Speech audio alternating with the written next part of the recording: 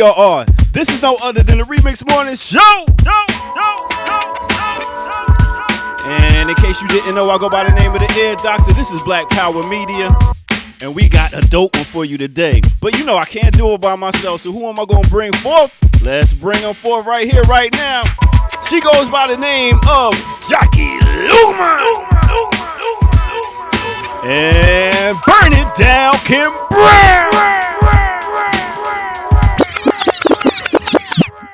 But when it comes to mornings like this, I got lyrics to go. Lyrics to go. Let's go. Oh my goodness. Nice. The best Tribe Called Quest album, Midnight Marauders, off the top. I'm just saying. Next will be Low End Theory. No disagreements there. Yeah, You I agree. I concur. What's up, y'all? Morning, Ear Doctor. How are you? I'm good. Jackie, lift your camera up a little so we can see that beautiful forehead of yours.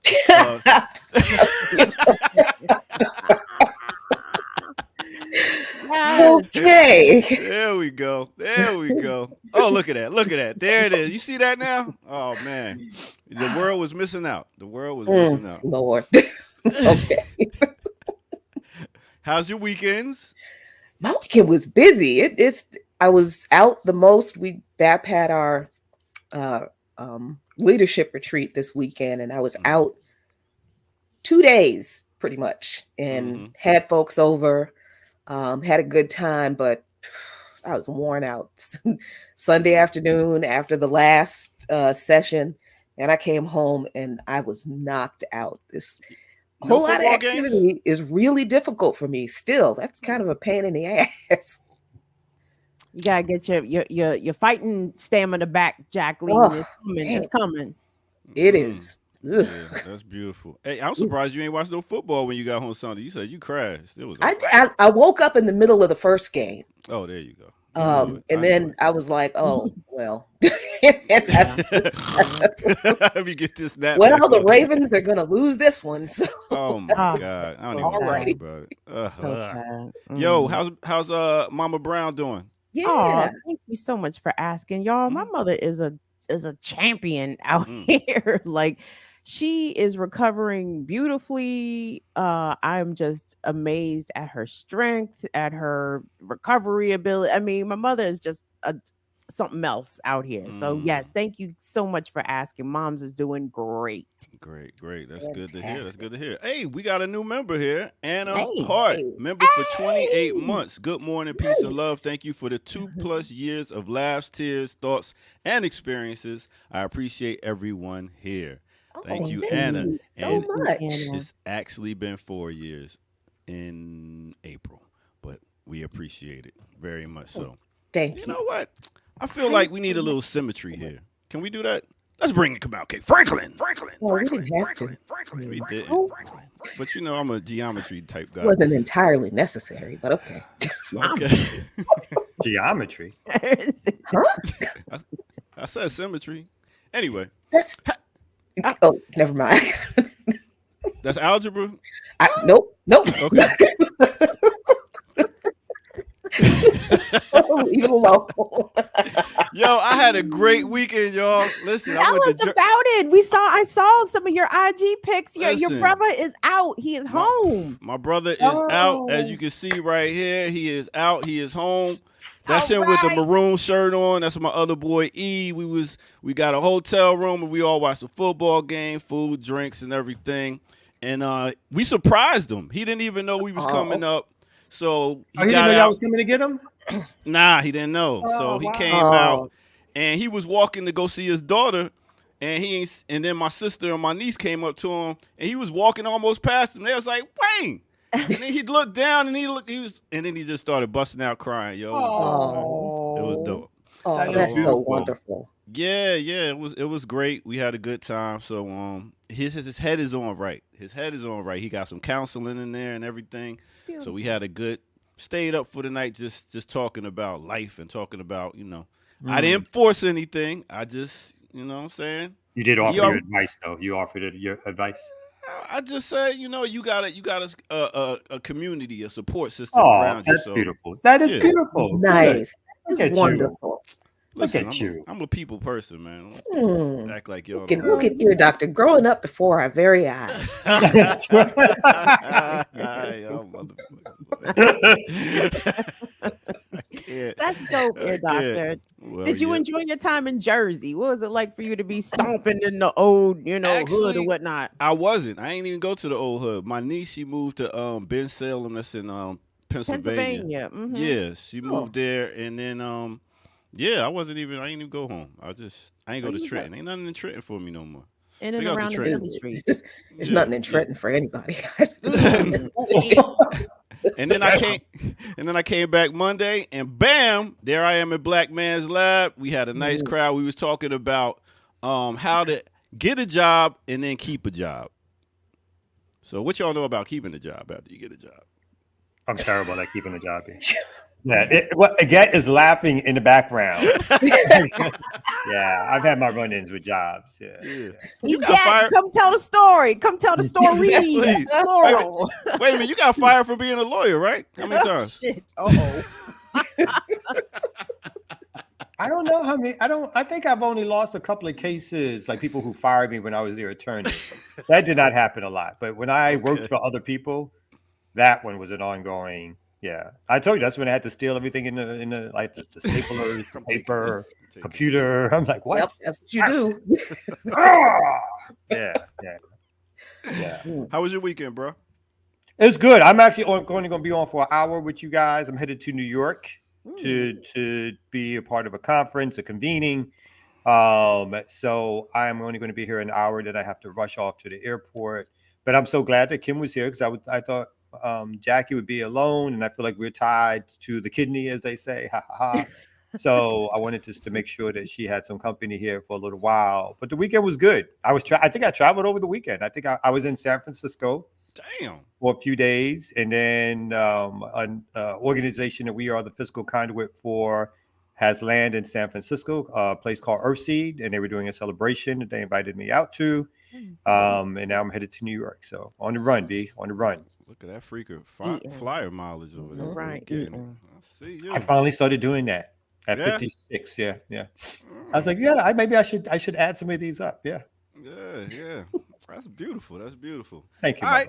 So what we got going on today? We got some news. We got some we got news today. Hopefully. You got news today? So Jackie, since you're gonna be here, you're gonna have to close up shop today because I got class also. Again? Oh, okay. I know. What we teaching today is doctor. Yeah, I'm teaching. Yeah. What are you teaching? What? Today I'm teaching. What am I teaching today? I'm teaching about gangster lyrics. This is a whole new class, so I'm reteaching the class I taught before about the gangster music lyrics and that they using to disrespect us as a people, and how we're gonna get out of it, and how corporate America or corporations have pretty much taken over hip hop, and are we gonna continue this trend of just trying to get money? What grade is what this? they want. This is 8th grade. Yes, All right. yes. Okay. So, and You're I was very reading impressive all today. weekend. You're very impressive. I mean, except for the geometry part that I walked in on. Other than that, you're very impressive so far today. I mean, listen, I got a lot of things. I got an after-school program I'm starting next week. It's a lot. It's a lot. Wait a minute, your eyes got a little big there, Jackie. No, Was you not looking at all. something? Yeah, I was zoning in. Yeah. Kicking the truth to the young black youth out here. Yeah, indeed. Very proud of you. Thank you. After school program, we'll be teaching DJing and also podcast production. So yes, we will. How to push them buttons. How to push the buttons. And I was talking to my brother. What I was gonna do is start doing a series of talking to him about all the things that happened in jail, because he was in there for 20 years. So I wanted to record that, get feedback, use that, maybe bring it on here on one of these on this platform, and also use it as a scared straight type thing to show the kids. So yes, I'm working. Did they ever put you? Which one of y'all been through the Scared Straight program? I'm trying to remember if I did.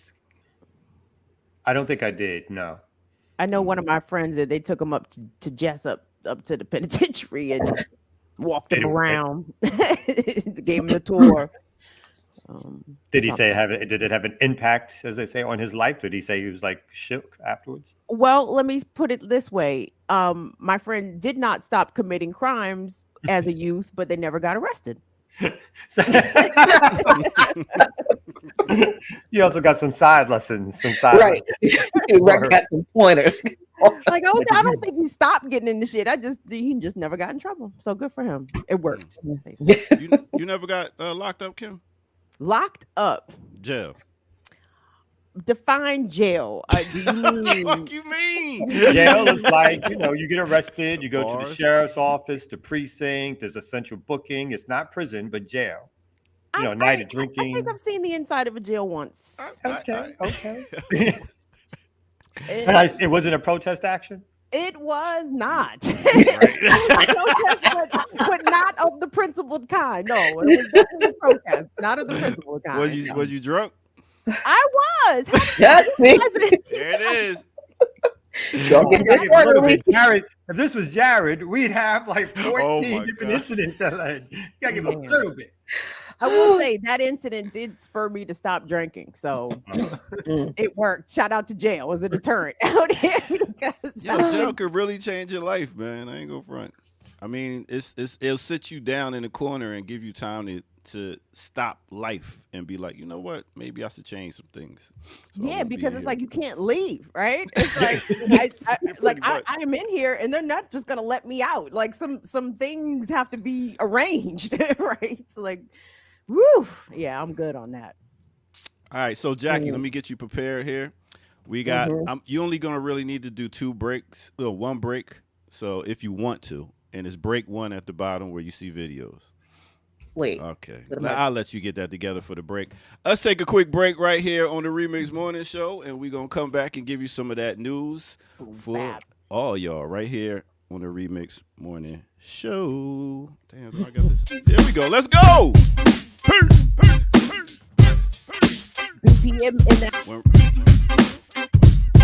When Remix is in the house, oh my God. When Remix is in the house, oh my God, danger. Big up everybody tuning in right here, right now. I go by the name of the Ear Doctor. This is Black Power Media. And thank y'all for tuning in. And hit that like button and hit that subscribe button if you're new to the channel. Also go to patreon.com, become a member over there and see footage that's rare. And this will help us to get head. You know what I'm saying? So continue to do that and share. Sharing is caring, caring is sharing. All right, so where we at right now? Let's get to we didn't get to the weather in a while, so let's go ahead and get to the weather. Where we gonna start at first? Let's start in the ATL, as we always do. Now, this weather has been mad crazy. One day is cold, other day is hot. I don't know what to even wear nowadays. I just dress in layers. So ATL, we got a high today of 56 degrees. Let's take it up to DC. Big up to DC. They got a high, DMV area, 44 degrees. Chicago, cold as usual, 37 degrees. Houston, they around 60. And then if you want to go to the West Coast, big up to Oakland, 65 degrees is the high. Let's take it down to Havana, Cuba. They got a high of 70 degrees if you want to go down there and see some things. Speaking of, we got a documentary about Cuba coming out, executive produced by Black Power Media. Soon come. So wait on that. All right, and next let's take it to the motherland, Dakar, Senegal. Senegal. Same. All right, high is 81 degrees, so it's pretty hot over there. But I'll tell you what else is kind of hot. Man, I don't want to talk about it, but this whole battle thing that's going on with Nicki Minaj and Meg Thee Stallion. Yes, 2 blondies, 2 Barbies. First of all, in case y'all didn't know, they beefing, right? So they actually had a song together. They worked together and did a song together, and it was Hot Girl Summer. It was nice. After that, the beef kind of started. Now, it actually came out when your girl Megan Thee Stallion did this song, Hiss, where she said, y'all are not mad. She was like, y'all are not mad at Megan, y'all mad at Megan's Law. Now, Megan's Law is a federal law requiring law enforcement to make information available about registered sex offenders. Now, she was talking about Nicki Minaj's husband, Kenny Petty. who's a registered sex offender. So she was like, oh, word. Next thing you know Nicki don't play when it come to that battle rap stuff. So she got back, came back at her and was talking about how she got shot in the foot, and then she went to talking about her dead mom. And that's when I was like, you know what, I don't even want to hear no more. I was like, it's too much. Battling is a certain thing where you battle with the lyrics, but throwing all that personal stuff in there, that ain't cool. So it's an ongoing thing. I hope these sisters, I know they watching right now. Sisters, y'all need to really stop and get it together and get off this bull. For real. We don't need that. You got a big platform and a lot of sisters, a lot of young youth is looking at you, and this is what they seeing. Y'all throwing jabs. At the back in the day, it was about battling and having a top spot. There's so many spots right now, you ain't got a battle to have it. All right, with that said, let's go ahead and get back to the Remix Morning crew. You know how we do right here at the Remix Morning Show. Let's go. Let's go. Let's go.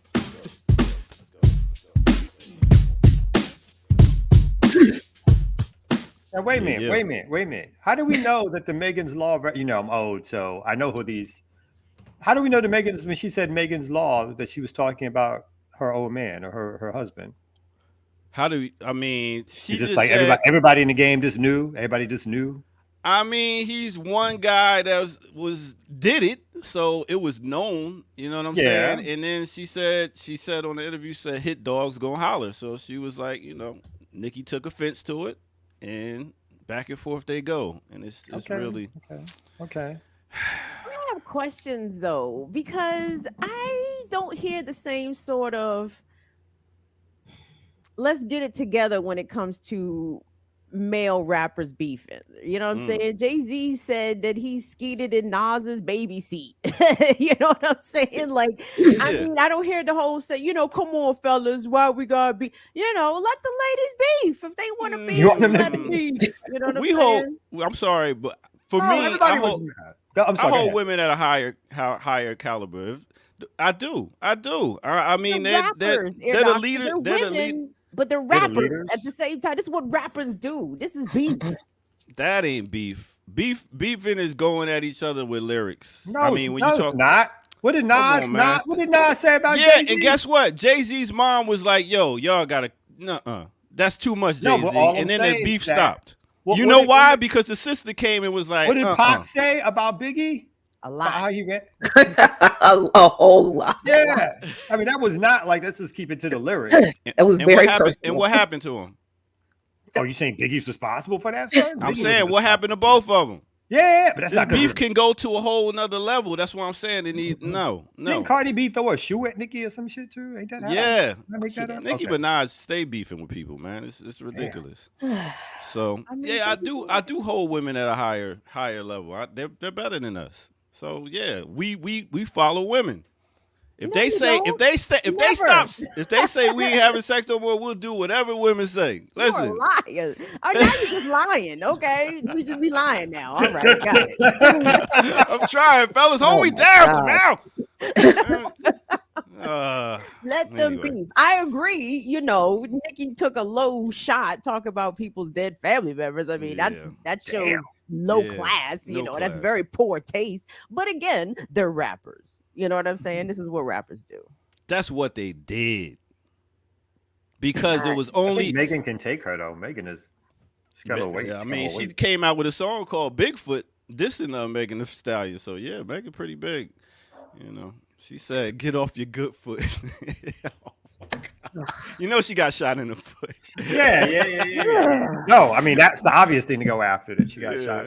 Now in retrospect, at the time, of course, it wasn't, but since she ain't got a limp, now you can talk about it, I guess. All right, enough of this unity crap I'll be trying to do. I'm out of here. I'll catch you on the next break. Peace. Oh boy, I don't pay any attention to any of that shit because I'm not bad at either one of those people. I'm mad at imperialism. So there you go. That's just too much. Two people with more money than I will ever have, having nothing better to do than to manufacture this conflict between the two.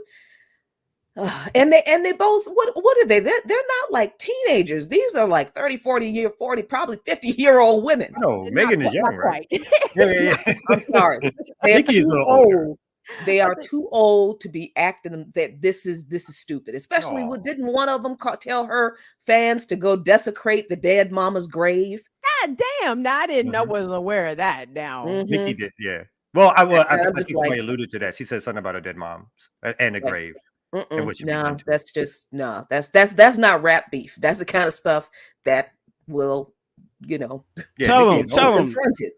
Yeah, Nicki's old. Nicki's Yeah. Somebody just put up that Nicki is 42 now. Jesus Christ, come on. Yeah, Meg Thee Stallion is 26. yeah, Megan's a baby. That's ridiculous. See, Yeah. I can't do it. But there's so much other important stuff to talk about. Actually important stuff to talk about. So let's slap the map, shall we? Slap it.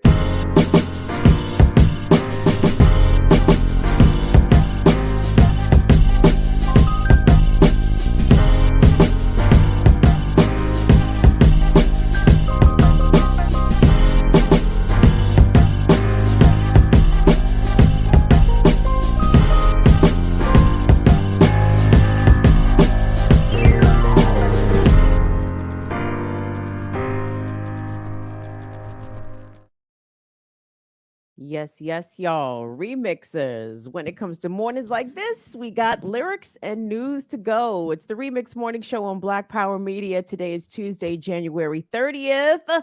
Look at your host out here, Kamal Franklin.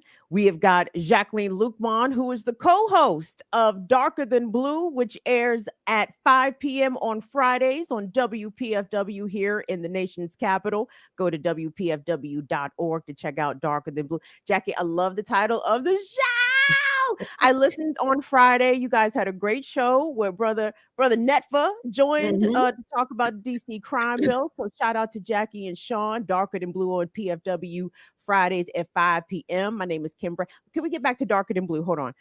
Is it after the Curtis Mayfield song? Because Yes, that was from the creative soulful mind of Sean Blackman. That's where the title came Blackman. from. Yeah. Yes. Yep.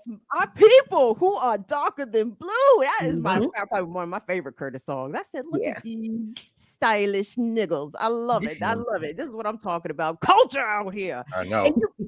Y'all bring the culture as well, remixers. We appreciate y'all joining us for another week, another year, another month of the Remix Morning Show. So do us a favor, give the video a like, subscribe to the channel. Shout out to Anna Hart, one of our channel members, sending us some wonderful messages of affirmation and positivity today. We've got the ear doctor in the cut, and I believe we've got some news for you Negroes and non-Negroes. Who wants to get us started?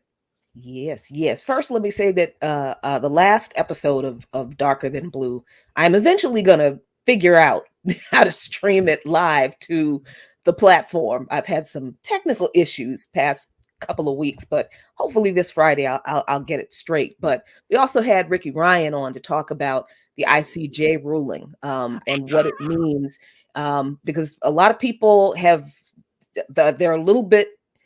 they're a lot confused about the how far the court can go, the ICJ can go in certain things. And reading the ruling, which I know that most people haven't done, would help clear that up. And listening to Palestinian journalists who have analyzed the thing, but you got to check that out, because there's a lot to that ruling, and people are disappointed because one word wasn't used, but the court did make some very specific demands of Israel, and I think they did legally what they could do, I think. But that continues to unfold. And of course, it doesn't matter what the court says, because Israel has already said they're not going to abide by any court ruling to tell them to stop doing what they're doing. So we have to understand the context of all of this, and the U.S. Being complicit in all of this. And I think the U.S. and the U.K. are now going to be taken to sued in the ICJ by several other different countries. So there's a lot going on with this ICJ ruling, and the court proceedings are not over. So there's a lot to look at in that. So check out that interview with Ricky Ryan too, after NETFA, because that's very important. I think the court ruling also helps to isolate Israel even more so. I mean, it's already an isolated nation. You wouldn't think that, of course, living in the United States. but its only real friends are the Western world, right? So its Mhm. friends are the United States and several other Western allies, but most of the world, if you look at UN declarations, UN resolutions, overwhelmingly, most of the time, particularly when it comes to equating Zionism with racism and talking about Palestinian rights, the overwhelming amount of the world, nation after nation, is usually something like 170 to 2 or 3, and like it's like the United States and Samosa or something like that. So most of the world has lined up, even in the past, demanding that Israel stop its apartheid regime, that Palestinians are allowed to have freedom of movement, rights, and so forth and so on. At the very least, those things. Some of us think they need more. So there's been a sense of isolation amongst most of the world, and again, this is something that helps add to it. And as we know, South Africa has a long history with Palestine as allies since the apartheid era, the liberation struggle era. And one of the good things that when Mandela was released is that he continued to fortify and lift up Palestine. And I think that part of the past of the ANC in South Africa, at least that part of it, still resonates in terms of South African political thought and ideology as something which they stand up for. So I do give credit to the South Africa government for this thing. I think that they didn't have to, but they stood strong and did something of this nature. And so, yeah, I completely agree that I think it's just one more step to help support Palestinians, but obviously it's not going to be the thing that ends the warfare. Mm-hmm. And listen, we can always tell whether or not something was right or just or principled by the reaction of the enemy, right? Netanyahu was furious behind this ruling. He was so mad. And I can't remember if it was Blinken or some assistant secretary at the State Department, also furious about the announcement of the findings of the ICJ. Can you guys clear up if you for the confused like me when I hear that what the court found is legally binding but at the same time not enforceable? What does that mean? Well, yeah, and yeah, there's no enforcement mechanism Yeah. that it's But going if to be it's applied. binding, what does that mean? Can they be sued?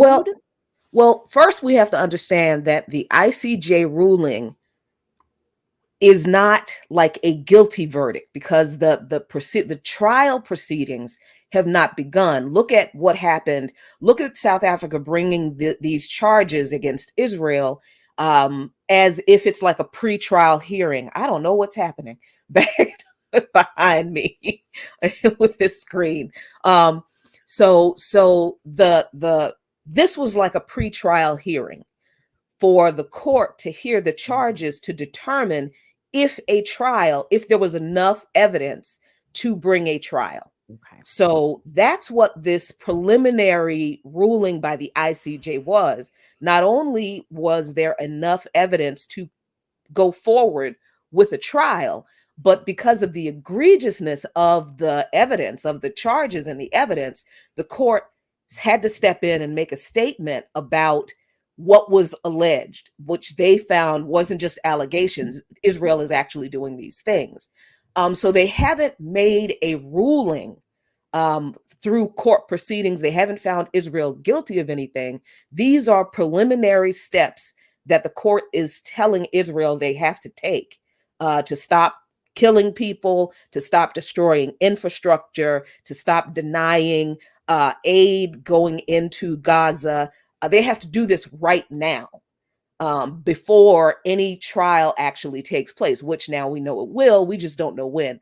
And you have to understand the trial itself could take years. That it could take a long time. So in the meantime, the court, It'll be another war by the time they decide. Exactly. The court recognizing that this is a slow process, and they're not going to have a trial like next week. The court is saying this is what Israel has to do to mitigate the situation, to basically stop killing people, to stop committing genocide. But the court itself doesn't have a mechanism to enforce. Like the court doesn't have an armed, which, dear God, they shouldn't.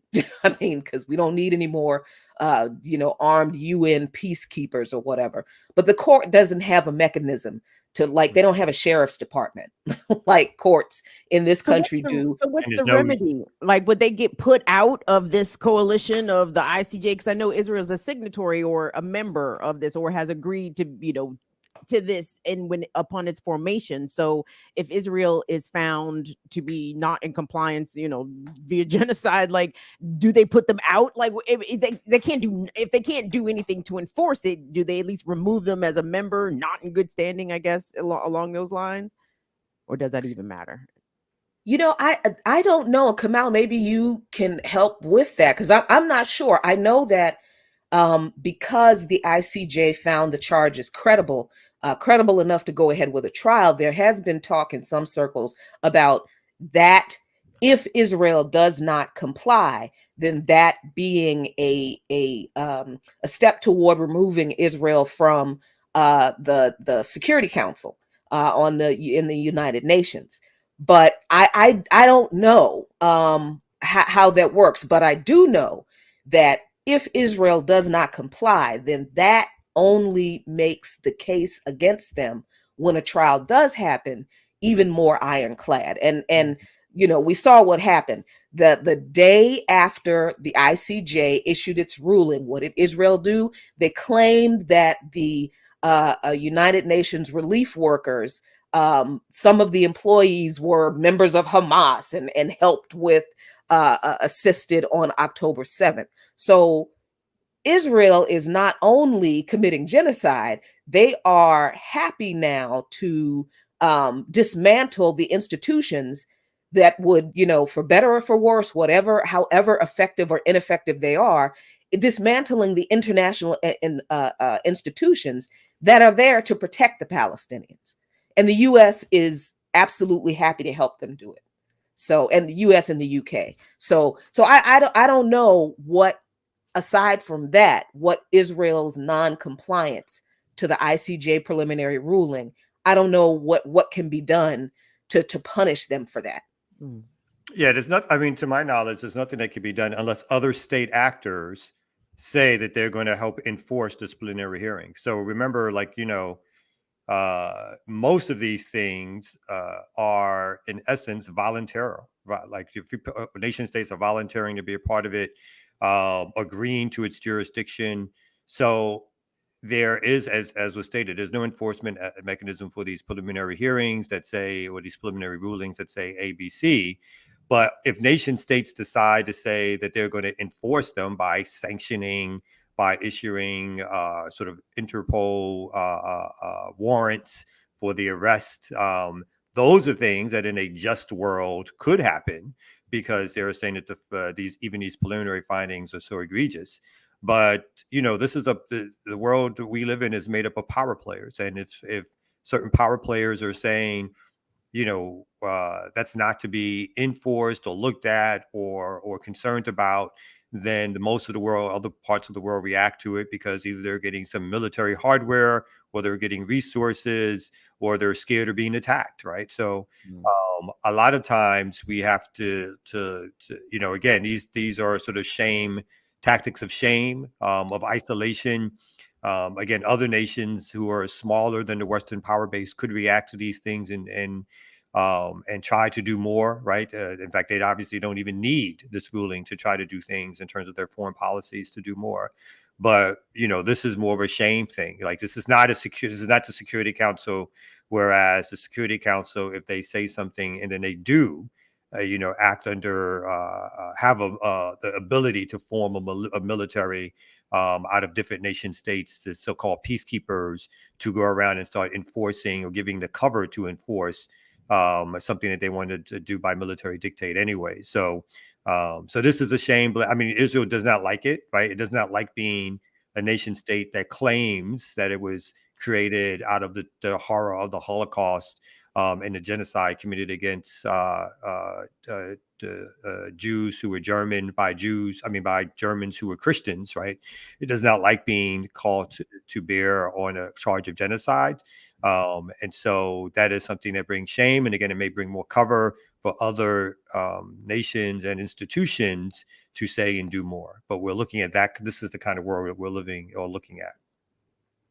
Yeah, and really for me, I think what this, not just the ruling, because I think there is plenty in that ruling, if people actually read it, that are very, very useful to the movement for liberation in general, and particularly for people who are organizing and agitating in support of Palestine.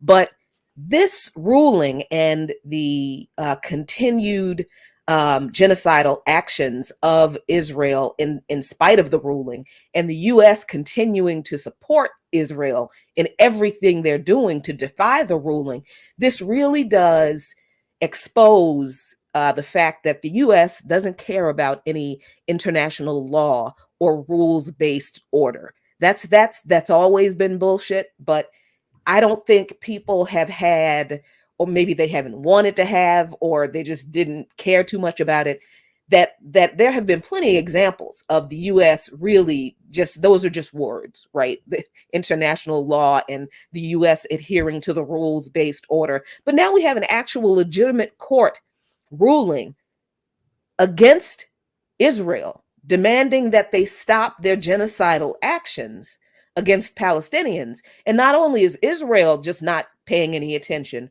to that ruling, but they are going further to delegitimize UN agencies that exist to support and protect the Palestinians. But the U.S. continues to send them weapons, give them cover in U.S. media, and just, act as if the ICJ ruling didn't exist. Because what has the U.S. done now? Because Israel has claimed that these UNRWA members were members of Hamas. What did the U.S. do? What did Joe Biden do? Let's be clear. He ended funding to the UNRWA. No evidence from these allegations. Clearly, this was Israel, their response or their retaliation for the ICJ ruling to smear the UNRWA. No evidence, no nothing. And then I think the UNRWA actually fired some people because of the accusation. That was just completely screwed up. So I think we have here what has to be, to me, the perfect example of U.S. hypocrisy on the rule of law, international law, and this rules-based order that the U.S. always claims they follow. Clearly, they don't. And I think that is a powerful weapon for us to use.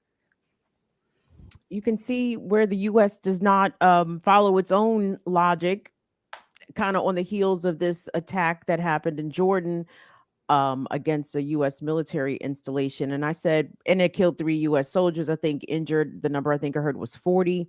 And I said, wow, that sounds a lot like the Israeli attack, the IDF attack inside of Lebanon's borders when they used an armed missile to take out one of the Hamas leaders. I said, that sounds like the exact same. Y'all need to look into that. Maybe the same people did that particular attack. But of course, the State Department is already pointing fingers at Iran. Mainstream media says Iran said, we don't even know what y'all talking about. We ain't have nothing to do with what drone. We don't even know. But the fact that what I also found interesting about this attack in Jordan, it was like, wow, twice now forces, aligned with the U.S. and Israel have been caught with their so-called pants down. The first time on October 7th, and now the mainstream is giving cover to the U.S. military saying, oh, there must have been some confusion about which drone was flying. Y'all don't even know y'all own drones. all these trillions of dollars, you can't figure out your own shit from some attacking shit. So I know what you guys are going to say. I was disappointed, obviously, to see that all 3 soldiers that were killed were Black, 2 Black women and a Black man. And I felt for them as Black people, but at the same time, I'm like, what the fuck was y'all doing over there? But I know what they was doing over there. They were Army reservists. People joined the military reserves to have some extra income. And unfortunately, you got to go out and do the devil's bidding in order to do that, right? So your job is to defend imperialism. Your job is to defend U.S. hegemony. And in exchange, you're right. Like, you get, and this is the fucked up way in which the economy works, right? The economy works is that there's a level of people who are kept in a certain position, who the only good alternative or the alternative to get out of a situation, either poverty or a neighborhood that's bad, is to say, okay, let me join the service and make a little extra money and get some bonus money for college or some other things. And so, of course, that leads to folks of color, Black folks, working class white folks to join the military. But whether or not they're like, patriotic or not, it doesn't matter. They're setting themselves up, unfortunately, to be the tools of imperialism. And so, the drone struck, and yes, 3 Black folks from Georgia, or near and around Georgia, were killed. But again, this is what happens when you join the U.S. military and you agree to go fight wars or to go to places where wars are being fought, and usually without any understanding whatsoever of what's really happening or what the role of the United States is. You're filled with the propaganda that somehow you're fighting for freedom or you're protecting something, and that is what you are told. And since that's the only thing or the only way in which you get your information, that is what you sort of lead with yourself in thinking that you're doing some good thing or something that you should be rewarded for. And again, there's all these ways in which you're rewarded for doing such, that somebody gives you prestige for doing such. And this is the thing that happens to you, right? And then we also know that the United States is going to respond. And it's going to be what you'd call a disproportionate response, right? The United States is going to either, some are suggesting that it might bomb directly Iran. Some are suggesting that it will bomb in Syria and several different places in Iraq. So this is going to be a further escalation. And I shouldn't even say they're going to respond, because what they're going to do is continue to bomb, because it is actually the other side that's responding to U.S. imperialism. Right.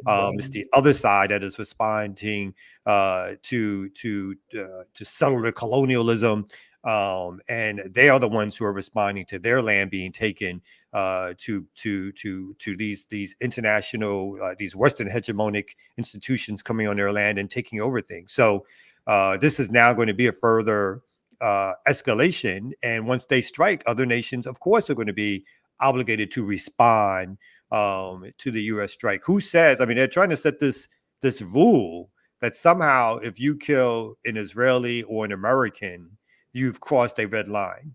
So you can kill thousands of Arabs, you can kill thousands of Muslims, you can kill thousands of Palestinians, but you've not crossed any red line whatsoever. That's just the course of business. That's just enforcing so-called international law for Western hegemony.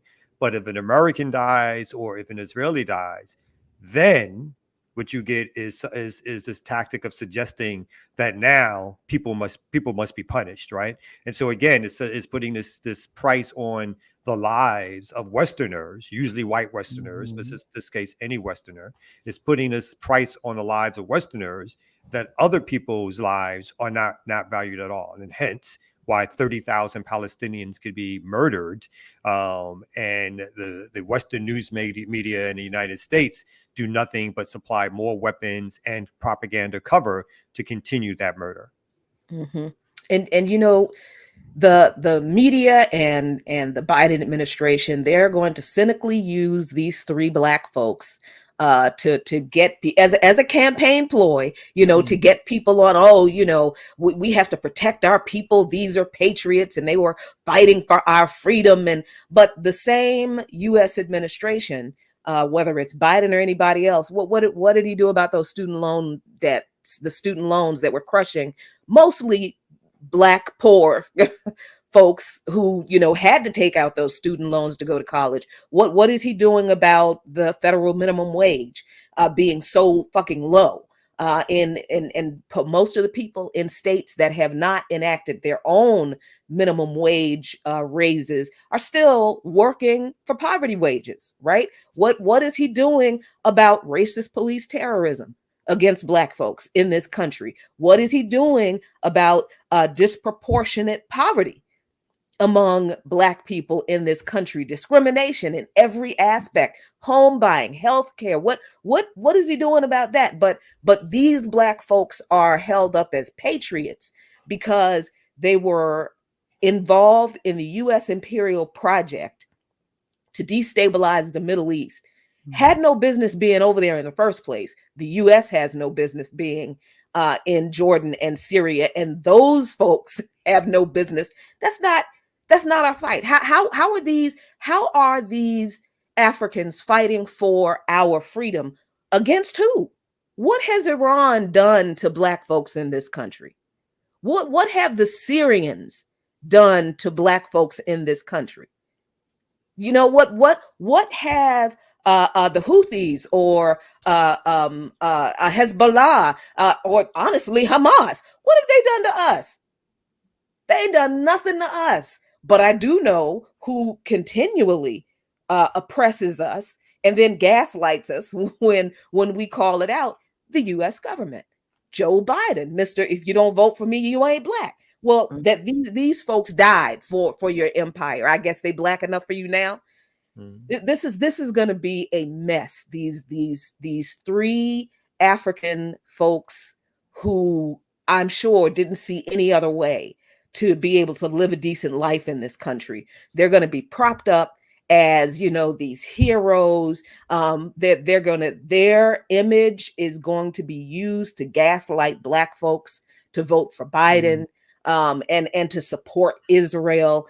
This is going to be a mess. And all of this at the same time that Nancy Pelosi goes on some news program and says that some of the people who are agitating for a ceasefire and to free Palestine are doing the bidding of Putin.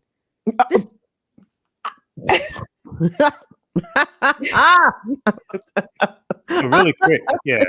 Okay.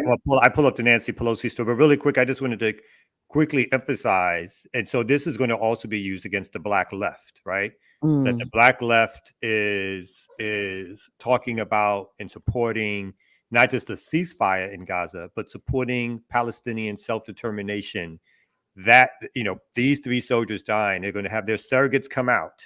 Now, these three soldiers being killed, their surrogates, the U.S. surrogates are going to come out and start speaking and trying to shut down the Black left, in particular, young Black people who have been some of the leading advocates for fighting for Gaza and / Palestinians' self-determination, right to defend themselves. That's also, I think, going to be a strong target for the propaganda war that the administration exactly is going to pull out in the short term. And so we're going to start seeing some social media feeds, news stories, you know, about the soldier lives, the family lives, interviews with the parents, and all that stuff is as obviously as sad as it is for the family, but it's going to be used as propaganda to try to put a blanket on the Black left and Black young people in particular, so that they will stop advocating for not only just a ceasefire, but advocating and supporting Palestinians in their struggle to be free from Israeli oppression. So let's play. Yeah, I want to play. So Nancy Pelosi, she has two clips. The one I got. So the second clip I don't have ready. Maybe, I don't know if Jackie, if you can get it ready, is of Nancy having a protest, being protested against after she said these words and telling folks to go back to their paymaster, China. So we should also pull that up after this. But this is the clip that Nancy Pelosi, she was on CNN and she decided to, of course, bring out the Russian boogeyman. They're in front of my house all the time. So I have a feeling for what feelings they have, but we have to think about what we're doing. And what we have to do is try to stop the suffering in Gaza. This is women and children, people who don't have a place to go. So let's address that. Why, Nancy? But for them to call for a ceasefire is Mr. Putin's message. Mr. Putin's message. Make no mistake, this is directly connected to what he would like to see. Same thing with Ukraine. It's about Putin's message. I think some of these protesters are spontaneous and organic and sincere. Some, I think, are connected to Russia. And I say that having looked at this for a long time now. As you know, think some of these protests are Russian plants? These are plants. I think some financing should be investigated. And I want to ask the FBI to investigate that. Wonderful. Are we doing Red Scare 2024? Yes, Like, we you are. can't be pro-Palestine out here if you're not one of them commie bastards. Like, Right. Putin. What you talking about, Putin? That's last year's war, Nancy. What? I forgot all about Putin. Putin who? Where's Ukraine? What's happening? I mean, out of one side of her crooked ass mouth, she says that we have to stop the suffering in Gaza. But then out of the other side of her crooked ass mouth, she talking about the people out here calling for a ceasefire. Well, we can't do that. Well, how do you stop the suffering of a genocide if the people who are committing the genocide don't stop the genociding? I just don't. So that's just boy. But of course, as bad as her logic is, the worst part, of course, is her calling on the FBI to investigate people who are exercising their alleged constitutional right to redress their government. It ain't that in the Constitution? I thought it was. So okay, so this is the clip I didn't see, where she tells them to go back to China. Yeah, so you have to listen to it really close because I think it happens at the end, but I'll play it really quick. It's a quick one.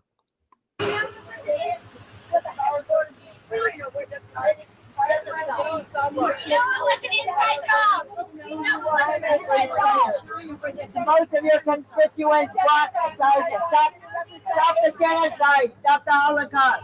The Democrats want the ceasefire. The Democrats want the ceasefire. The Democrats want the Go ceasefire. back to China, where your headquarters is.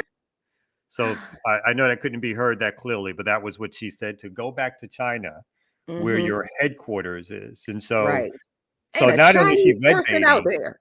yeah, she's red baiting Russia, and then she's red baiting, China. So we are clearly in a new McCarthy era. And this is what the Democrats do. They'll pull out the Russian boogeyman, the China boogeyman.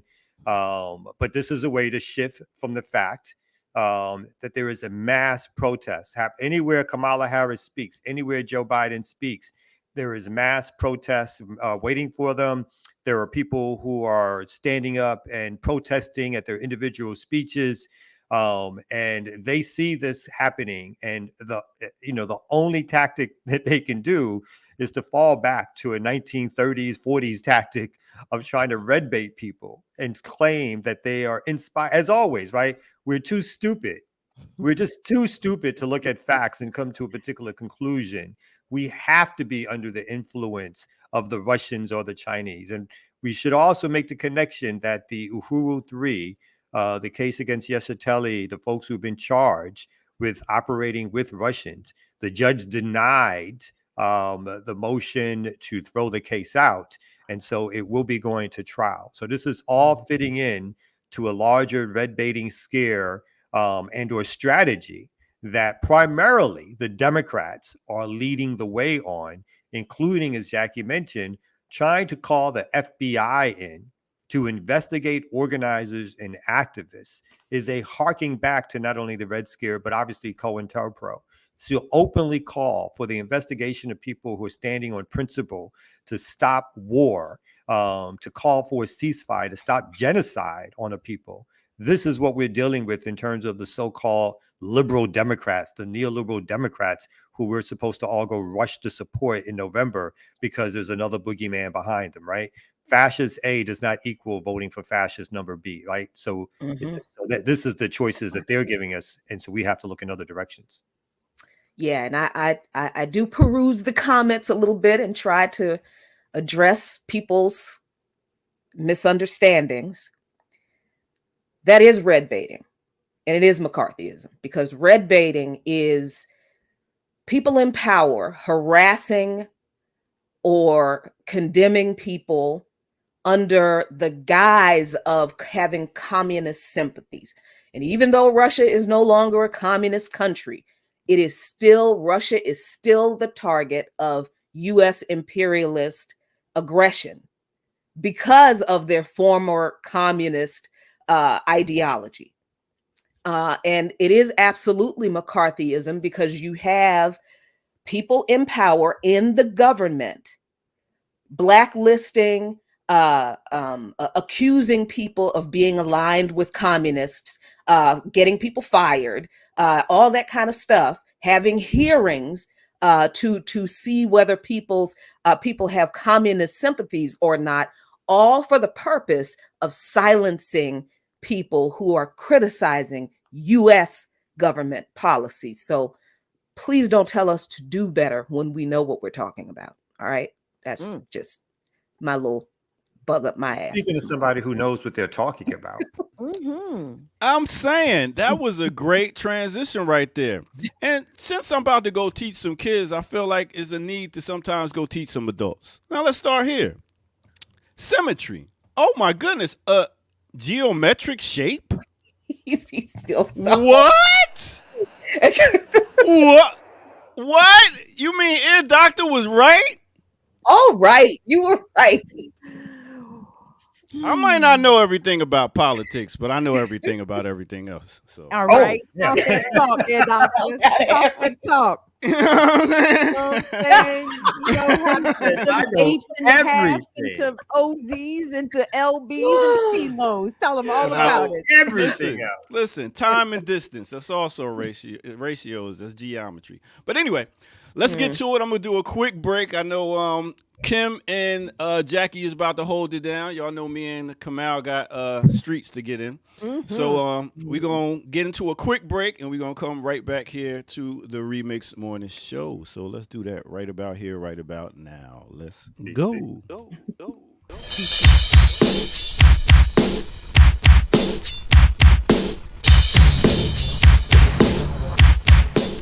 I don't like being right all the time, but it happens.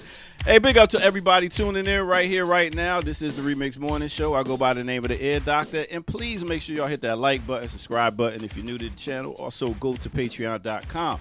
Become a member over there, and you shall see footage that is rare. All right, so let's do a quick artist spotlight. You know, some artists come out with just singles. Like, could be considered one-hit wonders. Maybe not just one hit, maybe two. But I wanted to put y'all on to couple of those artists. Now let's first start with what you hear in the back. Fly Girl, I'm in love with you. Yeah, that right there is no other than the Boogie Boys. Boogie Boys coming straight out of, where they came out of? New York, Harlem. Big up to Harlem, Uptown. And there was a group that was first, it was one of the first hip hop groups that signed to Capitol Records. And this was back in 1985. And they had this song right here. A fly girl, a fly girl, a fly girl, a fly girl, fly. Don't get me started. Anyway, you had the members that was Boogie Night, Romeo JD, and Lil Raheem. They had 3 albums that came out. City Life, Survival were the freshest, and Romeo Night. And really, like I said, this was really the one banger. You Ain't Fresh was another one that got remixed. But other than that, that was pretty much it for the Boogie Boys. Later, let's go to another group that you might not know about, or not even a group, but a MC that goes by the name of Jimmy Spicer. Now, Jimmy Spicer, let me put you on to Jimmy Spicer. Jimmy Spicer is a hip hop act that came out, and he actually only had rap singles. He had singles, he didn't even do an album. Came out in the late 70s, early 80s. He was actually managed by Russell Simmons, Rush Management, and he came out with a song called Dollar Bill, y'all.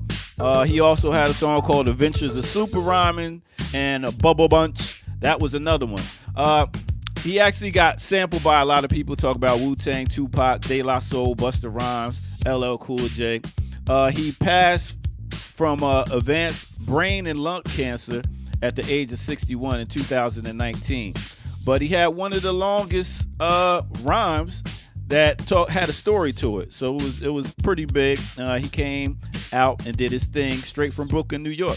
And that's what it is. So big up to Jimmy Spencer and all that. Spicer, I messed his name up. But, you know, that's what I do.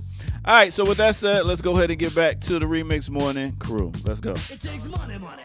That's right. Cash, money, money. To the bill. To the B-I-double-L bill. Yeah. Nice. That's what it is. That's what it is. Did y'all remember either of those? Nope. I remember Fly Girl. What Fly. year did Fly Girl come out? I'm guessing 85, 86? 85. Yep. 85. Yeah. Yeah, that was it pretty much. And Jimmy Spice I didn't know a lot about, but I remember hearing that the Bubble Bunch, and I never knew what it was. But goddamn, Russell Simmons been managing and doing in this business for a minute. Man, you know what that new Run DMC documentary that's coming out? I can't remember on what platform, but I'm like, is this a Russell rehabilitation the project here? Like, you know, It's He gonna needs be it. more. I don't see how you talk about the history of Run DMC without Russell, right? Yeah. Like, so I mean, he's an intricate part. Just like a lot of people don't like to talk about Africa Bambaataa, but at the same time, Africa Bambaataa and the Zulu Nation brought consciousness into hip hop. So we can't forget that. You know what I'm saying? And we can't leave him out of the story. We can't leave none of these people out of the story. We might not like them, but can't leave them out but the it's not story. about like. It's not about like it, doctor. We're talking about people who were actively harmful, right? Yeah, You know what I yeah. mean? So it's not about like, it's about looking at the whole picture, right? They got to be recognized, though. That's all. Yeah, I think their work has to be recognized, Yeah. but we also have to be honest about the harmful and horrible things they did. It's like, while you can't talk about hip hop without talking about, you know, these key figures, you also shouldn't talk about these key figures without talking about the harm they did. Facts. I don't know that there is a principled way to have a conversation about one thing and not talk about the other. I think that's terrible if people do that. No doubt. You got to have a balance. All right, ladies, rock out. Y'all have a great one, and I will catch y'all tomorrow. Sweet. Peace remixes. We out. Peace, See ya, y'all. doctor. See you, All doctor. right, Kim. It's just me and you. Uh-oh. No bosses.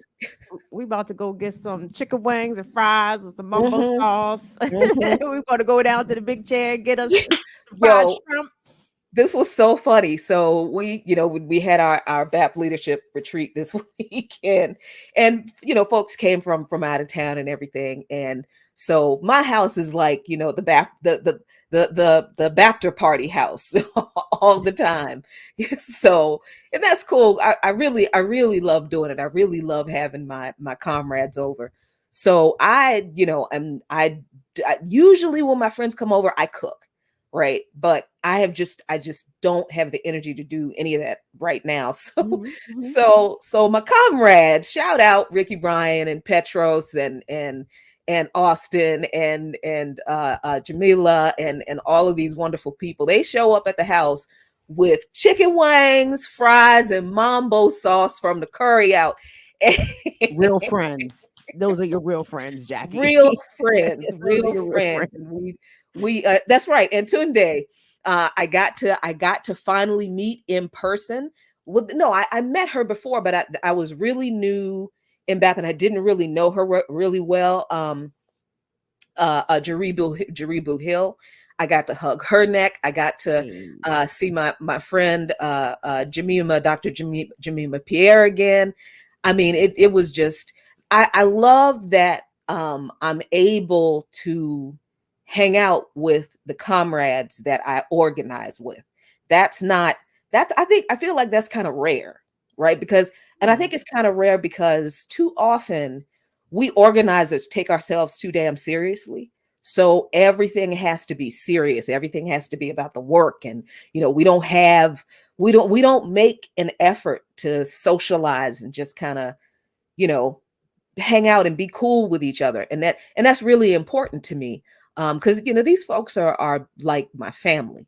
They got me through hell these past few years. So it's always great to just hang out. But man, we had the best time.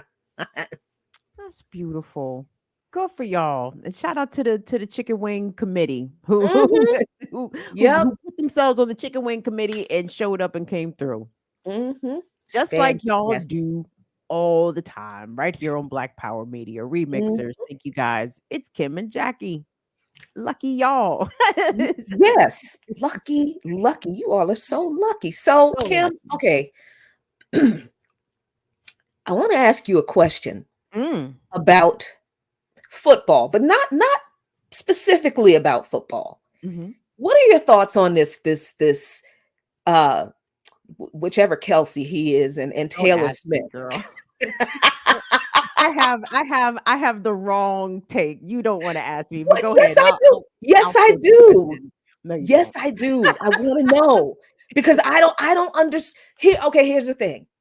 I just started back after the surgery watching football because I really have to kind of turn my brain off and just so I can relax and just not stress out. And sports has always been like that thing for me. Like, it's like, okay, this is my escape from my responsibilities for 3 hours, on a Saturday or a Sunday or whatever. So I did not even understand the whole Taylor Swift thing when she first started being shown, during the what is it, the Chiefs, I guess, that's right, game. So I didn't understand what the big deal was because first because I don't pay attention to like the human interest stories that they have off the. I don't care. Just play football because clearly that's all y'all gonna do. Y'all ain't gonna do nothing else. You gonna play football for that check? Fine, just play football. And so I didn't connect entirely at first that she and Travis Kelce are dating. Like I was like, what? Why are they showing? And then when I realized that, this is a big deal because that's Travis Kelce's boo. Then I'm like, well, when are we going to see everybody else's boo though? Okay. I mean, do we only have to see and hear about Travis Kelce's boo? Were they highlighting his previous boo, who was a Black woman? I understand. He's dated a series of Black women. This is why. So did we I am perplexed by this whole situation. Previous boos during any other season, and so my perspective is I'm not hating on Taylor Swift. I honestly could not care less than I do about that woman's existence. I just whatever, man.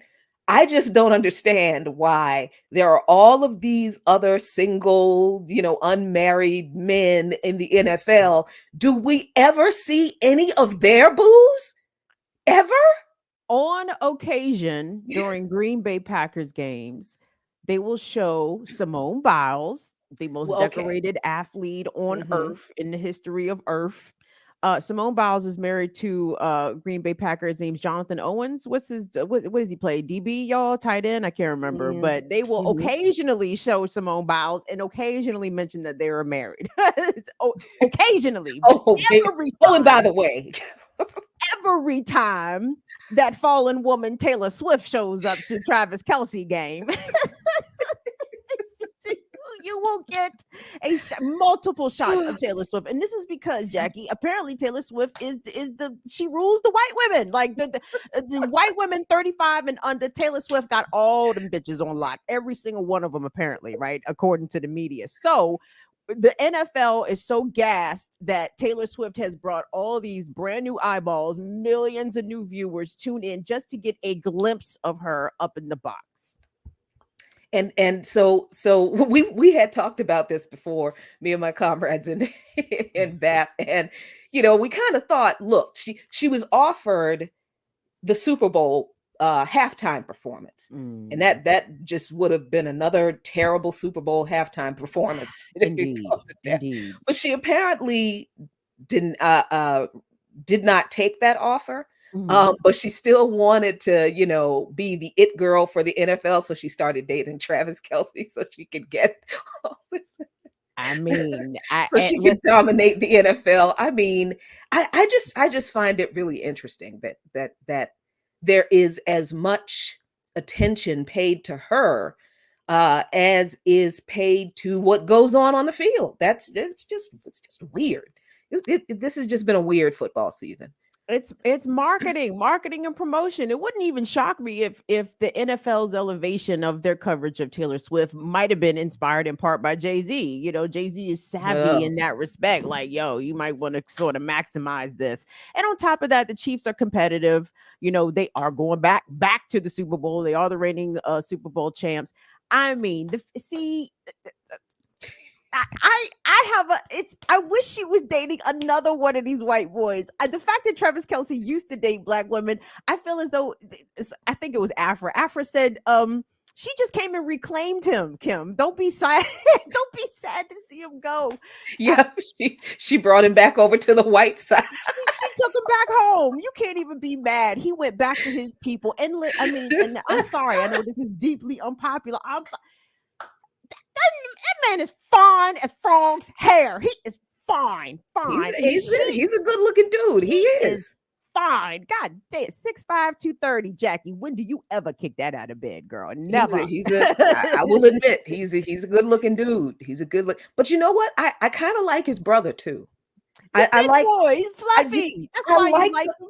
I like the fluffy dudes, and he got the beard going on. Oh yeah. Mm-hmm. Yeah. Mm-hmm. Yeah, look at me and Jackie openly lusting for our snow bunnies on Black Power.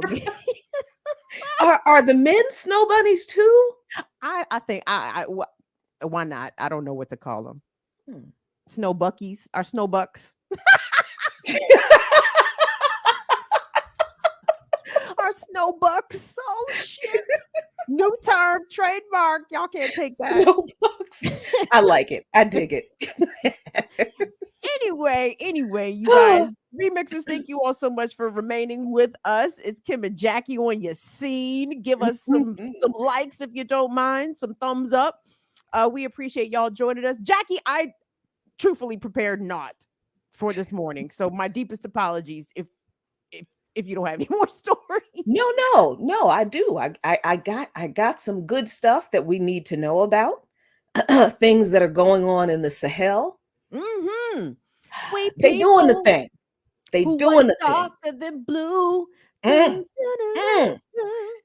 So Mali, Niger, and Burkina Faso have withdrawn from the West African regional bloc ECOWAS as tensions deepen. West African nations Mali, Burkina Faso, and Niger have withdrawn from the regional economic bloc known as ECOWAS. Their respective military governments, I'm not going to use the words that the empire uses, announced just yesterday. They accused the bloc of inhumane sanctions to reverse the coups in their nations. ECOWAS did impose sanctions when these military transitional governments kicked out the imperialist puppets. ECOWAS said in a statement that it wasn't notified of the country's decision to withdraw. Ain't nobody got to tell you that we ain't rocking with you no more. The military transitional government said in a joint statement read on state television in all three countries that they have, quote, decided in complete sovereignty on the immediate withdrawal of Burkina Faso, Mali, and Niger from the Economic Community of West African States, or ECOWAS.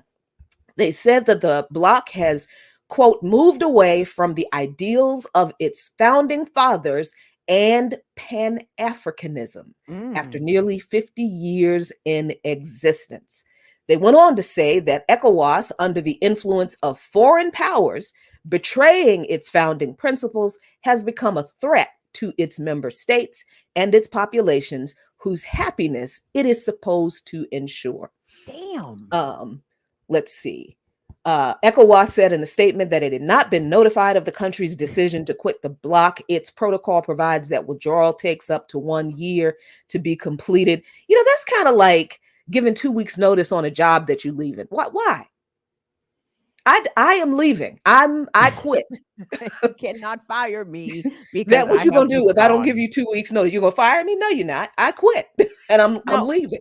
ECOWAS is interesting, Jackie, because ECOWAS does have an armed capacity to it, does it not? Don't they have forces?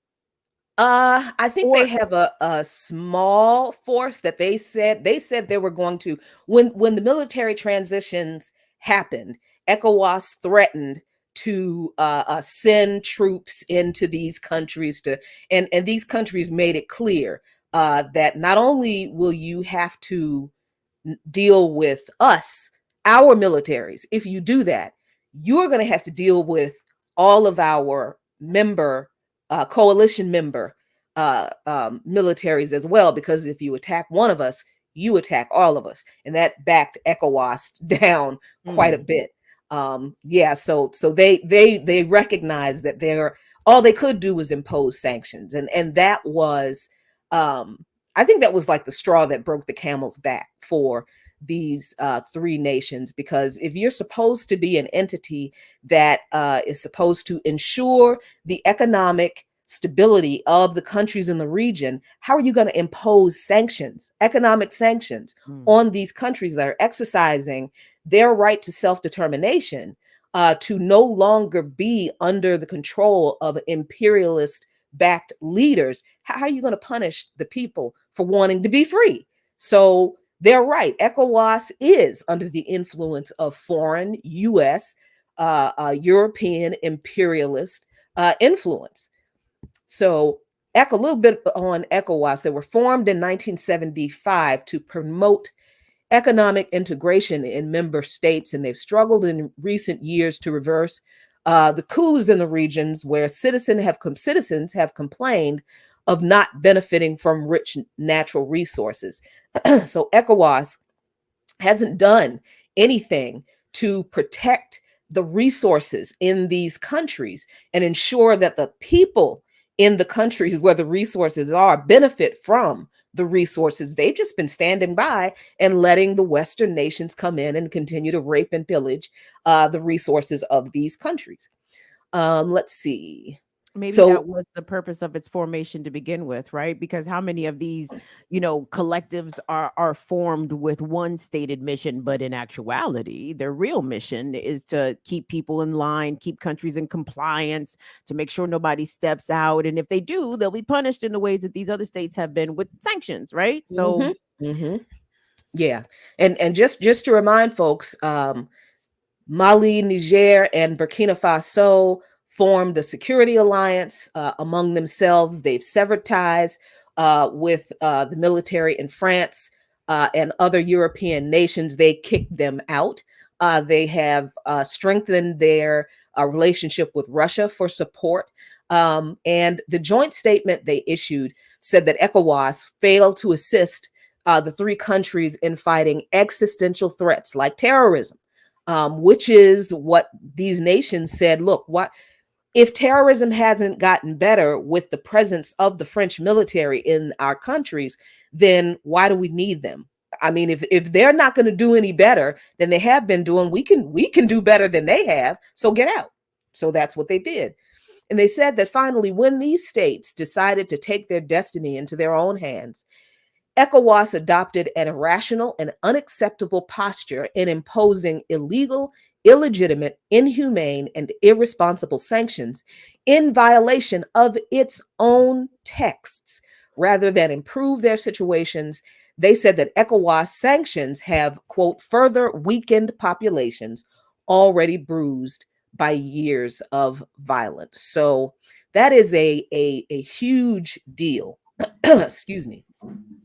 Coming out of the Sahel, where they have now they've kicked the French out, they've kicked other European militaries out.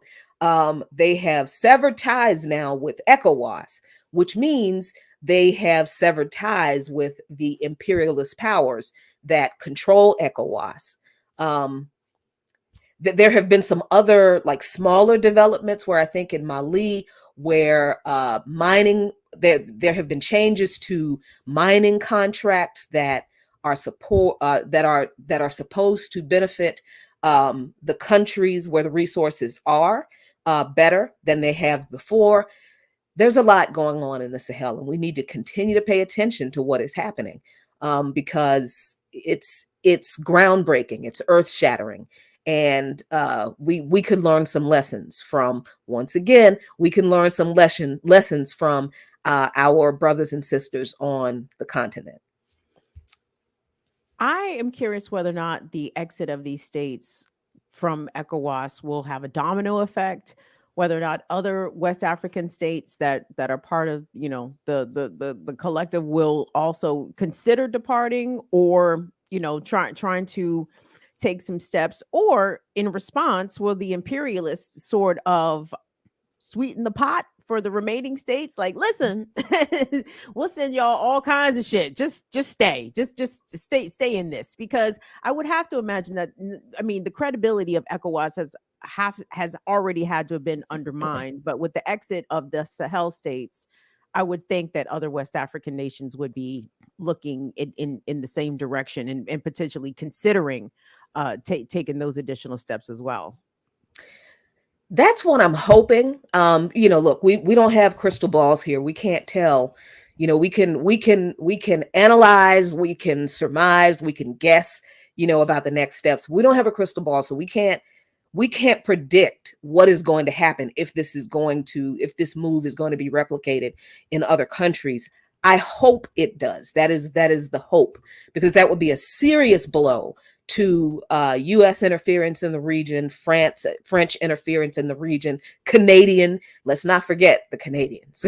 That's I hope that it does, and I also hope this alliance, and particularly the military alliance, challenges AFRICOM and gets them the hell out of their states as well. So there's a lot of places that this alliance can go and could spread to.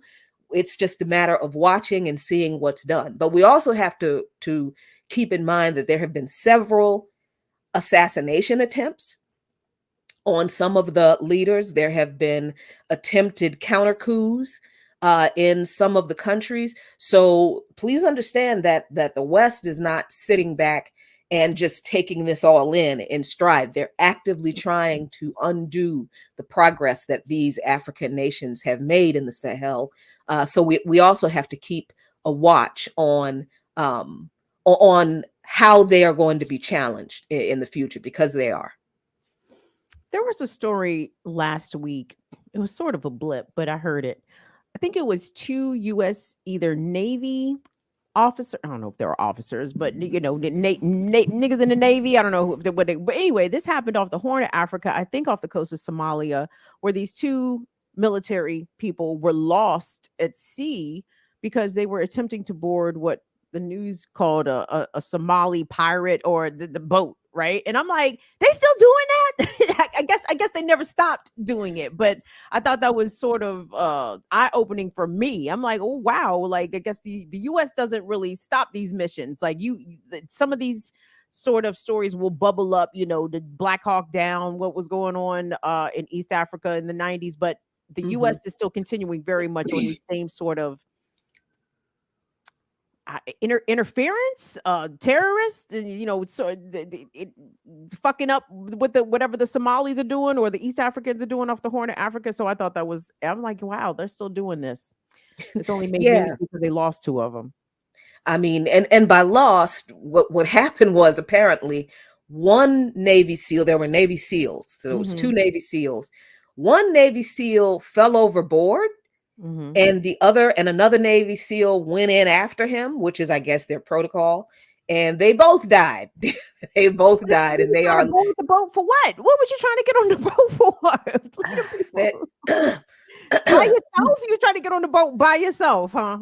I don't know. I don't know that, because whenever these kinds of things happen, when U.S. military personnel die in other countries, you're never going to be told what they were there for. Like the way they reported this on the story in the 3 Black Army reservists killed allegedly they were killed in Jordan.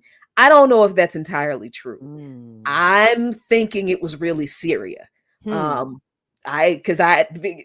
That's just me guessing, because but they never answer the question in any of the coverage why there is a U.S. military base in Jordan or Syria.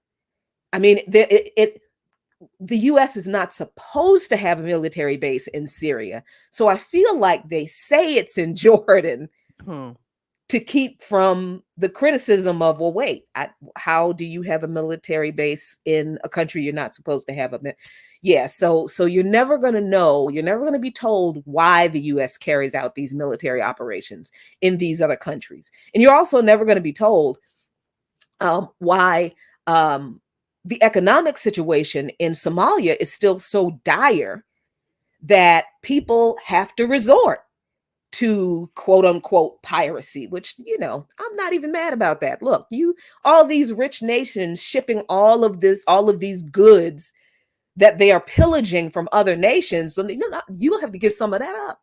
Hello, and some of the most infamous whites in history were pirates. They love to lift up the pirates. All of a sudden, when there's black pirates, now it's a problem. Yeah, that's a tax. That is a toll. That's how I look at that. That's a toll.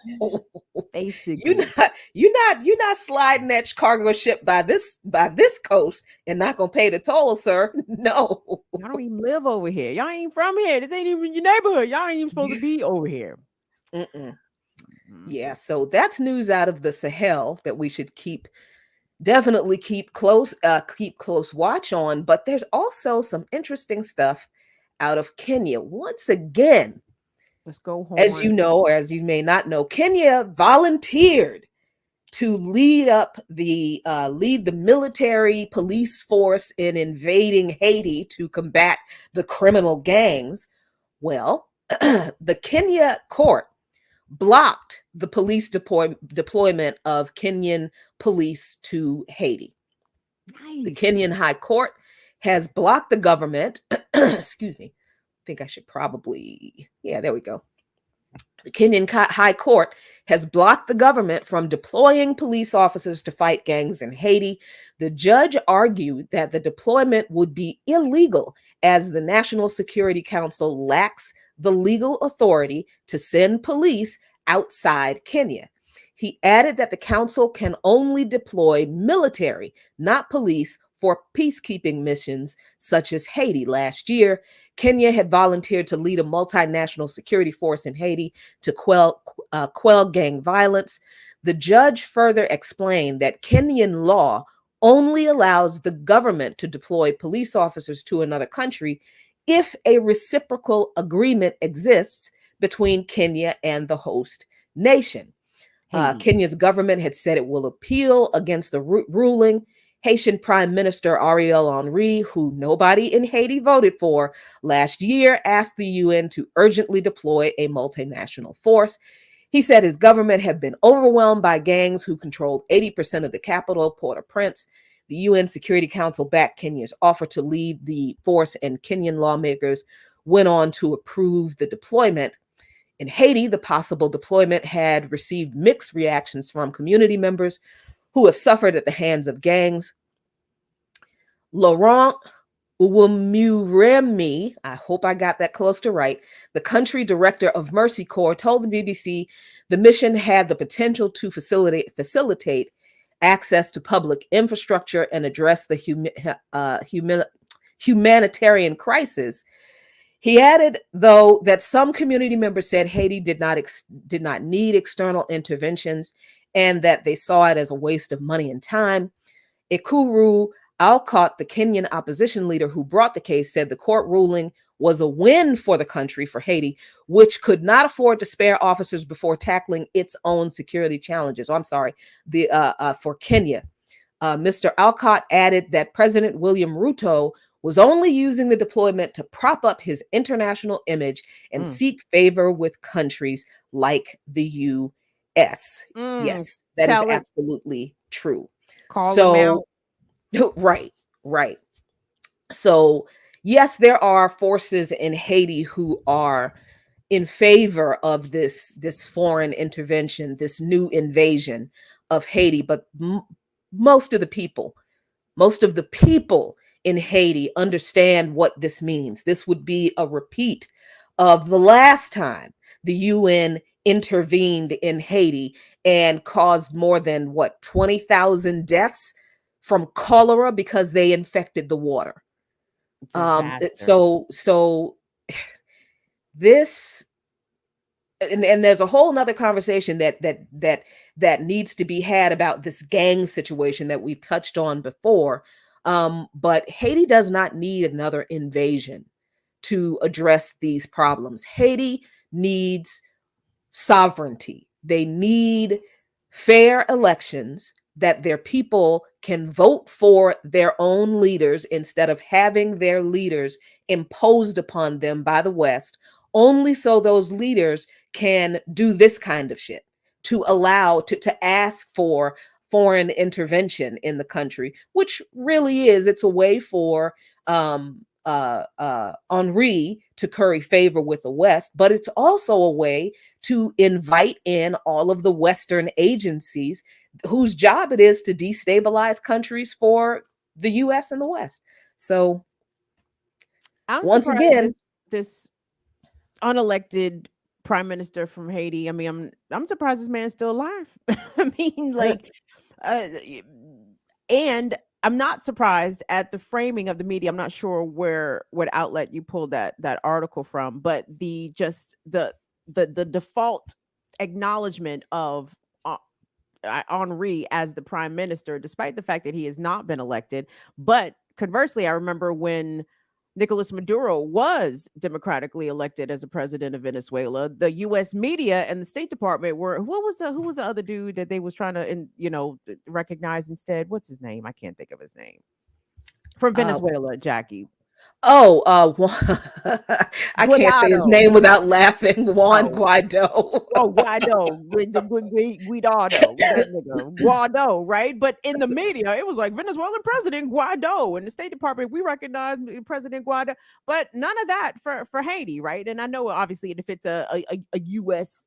agenda narrative that that this Haitian leader, quote leader, is the de facto leader of Haiti, despite there never being any elections to put him in there. But we never hear from the Haitian people when it comes to these kinds of stories. I mean, the Haitian people are usually talked about, they're not talked to, and people don't, not us obviously, but mainstream outlets doesn't even really pay attention that there is a major crisis going on in Haiti. And the only time I hear Haiti even referenced in the mainstream is when it comes to talking about the amount of people amassing at the southern border who are refugees. And they mention, in an ancillary way, there's a bunch of Haitians in there as well. So I don't know how we can get more attention onto Haiti when there are so many other hot spots in the globe that are just taking up so much of the oxygen, and rightfully so. I mean, the genocide happening in Palestine is nothing to sneeze at. But at the same time, what's happening in Haiti is deeply wrong, and the U.S. is as complicit as ever in Haiti's misfortune. Mm-hmm.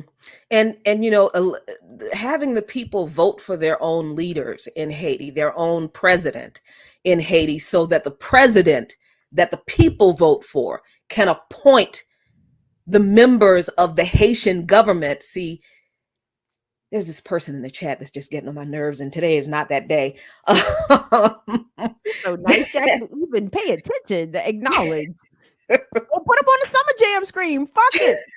It's me and you. Who cares? Exhale. Woosah. We understand that the people of Haiti have not been able to elect their own president for decades. So because their own president, a president that the people choose, have not been elected by the people, the U.S. appoints, they put these people in power. So when I say the Haitians need to have fair elections where they can vote for their own representative, I know what the fuck I'm talking about. You elect a president that the people want, and the president that the people want appoints people in positions like the prime minister that the people approve of, because the people elected the president. I don't mind being corrected. I learn quite a bit from when I'm wrong, and I can receive correction. But do not accuse me of not knowing what the hell I know. And don't do it publicly, because I'm not. I have no more patience. I don't have any more fucks to give. I do not care. We can have a conversation and we can disagree like adults, or we can get nasty. Your choice. I'll go either nasty. I'll miss Lukeman if you're nasty. Let's go. Get him. I don't even, I ain't looking at the chat. I don't even know who it is, but whoever it is, go get him. Get him. Man, it just, I think it just bothers me. Drop the link. You know what I'm saying? But we encourage. Come on through. You know what I'm saying? Come on down. The price is right, baby. If you want to come on in here, Jacqueline can drop the link right in the chat and you can come on here and give you 2 cents in person. So we encourage that at all times, to be honest. Like we don't discourage discourse here at Black Power Media. In fact, we encourage it. We've had several of our remixers cut on their cameras and give their analysis and their commentary. So anybody that wants to disagree nastily or otherwise, you are welcome to come do so live. So that's it. Yeah, I mean, look, this is too serious an issue to have to deal with silly deflections of people acting as if we don't know what we're talking about just because we're not saying the exact words that you would use. This is grown up real life, Africans fighting for our freedom stuff. This is not the history of conflict 101. This isn't the basic level course in this. Either we are supporting Africans around the world fighting for our liberation, or we're going to have these little petty, we don't have time for this. We don't have time for these kinds of distractions. And if all the time they have is to get online and try to be right over everybody else instead of engaging with the issue, then that lets me know you ain't doing nothing outside of getting online and going after people who don't say exactly what you like. And that's a problem, because we all need to be supporting Haiti. We all need to be supporting Palestine. We all need to be supporting the people in the global South who are fighting against new right-wing leaders that have been elected in Peru, I think it was. Where else? I can't. There's so many. Ecuador. Thank you, Ecuador. Thank you. In Ecuador. Mm-hmm. I mean, I encourage people to go to Black Alliance for Peace, because we have pages and pages of press releases, statements, background papers, points of action, ways that you can get involved from primary sources about all of these issues, all of them. AFRICOM, Haiti, domestic oppression of Africans, Palestine, Ukraine, the Sahel, all of them. Read Black Agenda Report. Read Hood Communist. If you're not doing just the basic reading and getting information, what are you doing? Other than getting online and picking a fight that is so unnecessary. Well, Jacqueline, do not underestimate the potential. And like I said, I'm not in the chat. I don't know who's saying what. I don't even care. But, the enemy will send antagonists into spaces to stir up shit. And it's intentional. It is meant to derail. It is meant to gaslight. It is meant to distract us, right? Motherfuckers will come in here, not just here, but anywhere, and start popping off. You not getting it Pan-African enough. Right.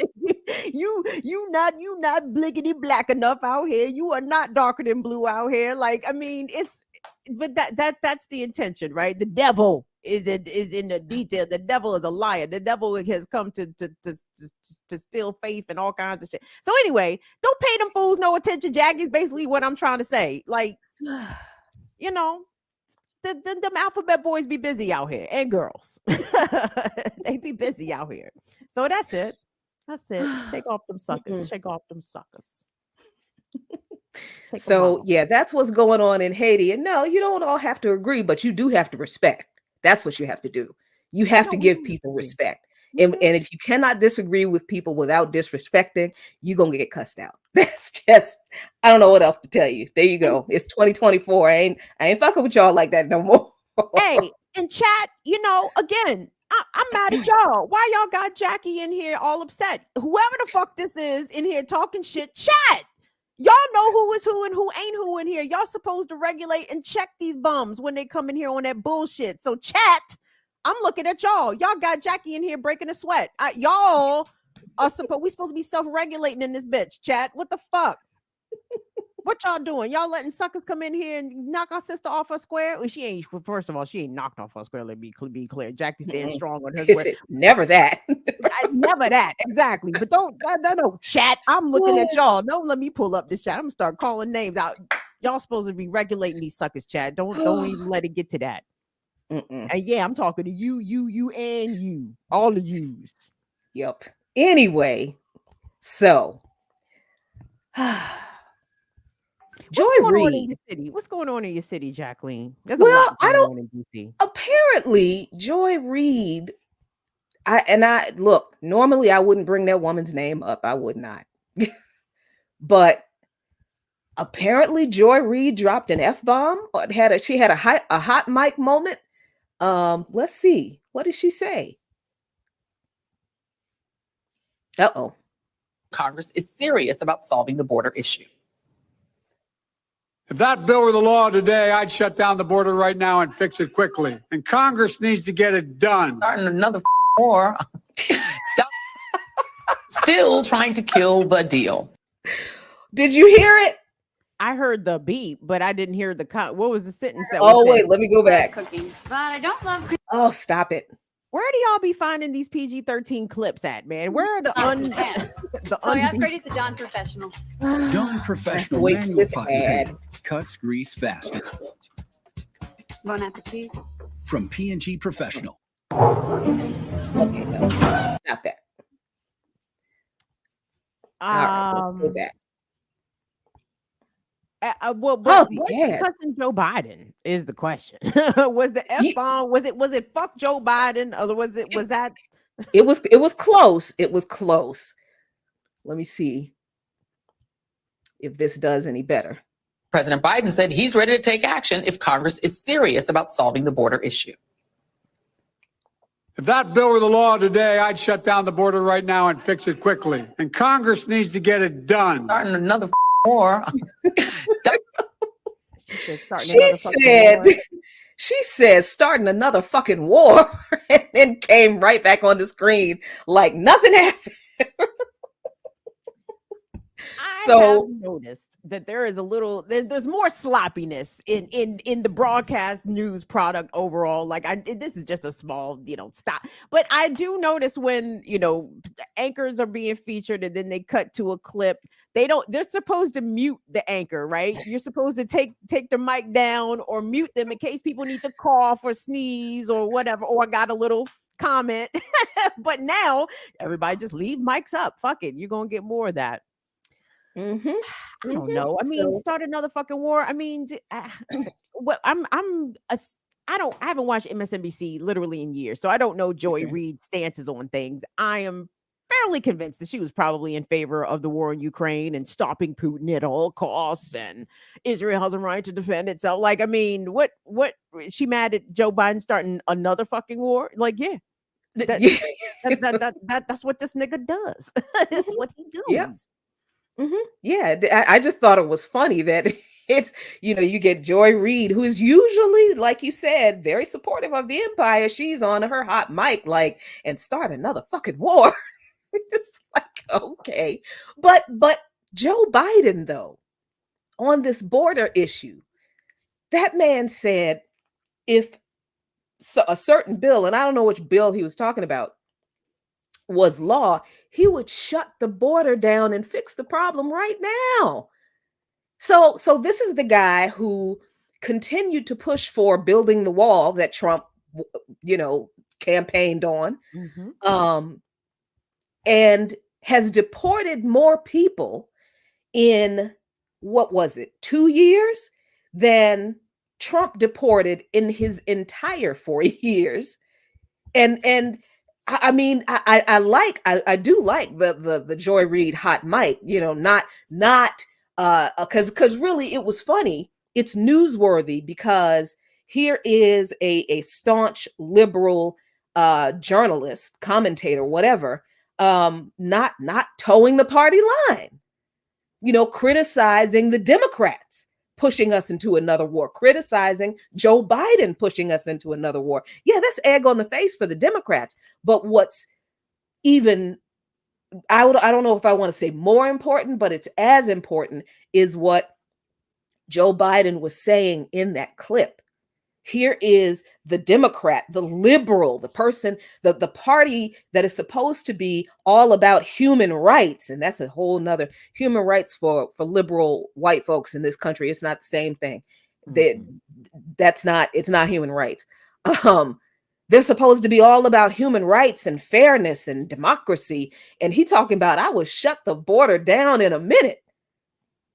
How is he any better than Trump? How? Exactly. Sounding mighty Trumpian right there, Joe Biden. I mean, and the issue of border control and immigration writ large is one of the issues in which Republicans and Democrats, there's not a lot of daylight between them on the issue. They encourage the dehumanization of people coming across the southern border. Joe Biden campaigned against so-called, putting kids in cages, and his administration has largely continued on that same path. His administration is trying to restrict the ability for people to come to this country and legally claim asylum in the ways that they have been able to do for decades previous. And it's a humanitarian disaster that is happening under the watch of this Democrat, but it also happened under the watch of the previous Democrat president, Barack Hussein Obama. Like, Obama was terrible when it came to dealing with migrants, despite DACA and what was the other one that he Obama? It wasn't it. What's the other program, Jackie, where the kids that come here as children who are undocumented can apply to stay, but that is always is it DACA? Yeah, DACA, Yeah. but that's always in peril also, because that's constantly being challenged by the courts, the legality of that. And those folks aren't able to rest well, despite this, temporary legal status that they may have. But I mean, the Democrats are horrible on immigration. Make no mistake about it. And Jim Crow Joe, Genocide Joe, like, if he deals with Black people in this country this way, if he deals with Palestinians and as part of his foreign policy enabling the Israeli genocide of Palestinians, he is not about to demonstrate no more compassion for the people coming across the southern border. And there was another tragedy that happened recently down there at the Rio Grande, where I believe it was a mother and a child ended up drowning in the river, and they rescue efforts were precluded, I believe, by I can't remember which agency it was. I can't remember if it was Border Patrol. I think it was Border Patrol. Precluded these people, this mom and this child, from being saved from drowning because white supremacy, right? Because fuck them, right? Who are they? They're just these invaders coming into America to take from us. This ridiculousness, this propaganda that constantly gets pushed, but by Democrats as well as Republicans. So make no mistake about it. Like, the racism presents itself from both parties on immigration all the time, and it's consistent, and it's yeah. Yeah, and I love the way they frame the immigration issue as the U.S. being invaded, but they don't talk about how the U.S. And its various and numerous covert imperialist agencies invaded all of the countries that people are fleeing in some way, whether it was like literal boots on the ground to topple a leader that they didn't like, or whether it was some other type of soft coup or lawfare, or some way the U.S. government was involved in destabilizing these countries that people are coming from, because they cannot live there. They can't afford to live there. It's not safe to live there. So it's and it is that way because of the United States and its involvement in those other countries. So it's interesting that these folks are like, the U.S. is being invaded. But they don't talk about how the U.S. has invaded all these other countries, creating this situation. And it's funny how this is why I also have no fucks to give for Democrats who are like, yeah, Biden's bad, but it was so much worse under Trump, and the children, the separation of children, and it's like, you do realize that's still going on. Biden is still doing that. So all of these people who are screaming and yelling about the separation of children under Trump, oh, it's so terrible, it's so horrible, and so not a peep from those people about Biden continuing that and many other Trump policies. So all these liberals who, you've got to vote for Biden. This is the most important election of our lives, and we can't have another Trump. You've had Trump 2.0 for a couple of years now, and I haven't heard any of those folks. Now I was out there at the what was it, J20 at the protest of Trump's inauguration. I was out there. Yes, I was, and it was bad. It was a terrible thing that Trump won. But you know what? I protested Biden's inauguration too. Thank you. Thank you. And I've been protesting that mug since he's been in there. But all of these people, we've got to elect Biden. Well, we can hold his feet to the fire. Can we? Since we can hold his. I love it when Sean says that Biden's got icicles on his toes because ain't nobody held that nigga's feet to the fire. Nobody. So all this stuff that people had to say about why we had to make sure that Trump didn't win again, and they're still saying it, why we have to make sure that we reelect Biden so Trump doesn't win again. They haven't done any of that holding Biden's feet to the fire. So they are in no position to browbeat or gaslight anybody for not voting for Biden now. And see, people need, because what did they do? honest. Not a damn thing. Exactly. And no, people need to be honest about what it is about Joe Biden that they like. And basically, it's not so much that Biden is changing or redirecting the course when it comes to U.S. policies on a myriad of things. Trump ain't going to change shit if it comes to Israel. If Trump gets reelected, he's still going to stand shoulder to shoulder with Israel. He's still going to be very tough on people coming across the southern border. Like there's a lot of overlap and common ground that Trump and Biden share policy wise, but people just need to be honest. Trump, his style was too chaotic, right? People just don't like the bombast. They don't like the absurd, over the top rhetoric. And the difference is Biden is just more genteel. I mean, you just like your imperialism better package. Like, just say that. You know what I'm saying? Like, there's no real difference in leadership, at least when it comes to policy. They're gonna basically keep the country going in the same direction. Trump may be more overt about making sure that the elites are better taken care of in terms of his tax cuts and his tax framing and etc.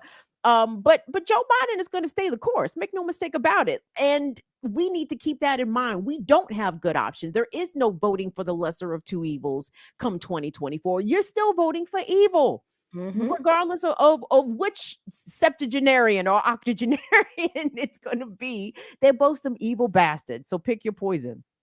Yeah, I mean, and it's funny because people are bringing up, I can't remember the name of the document that the GOP created, where they basically are laying out how they want to set up a dictatorship in the United States.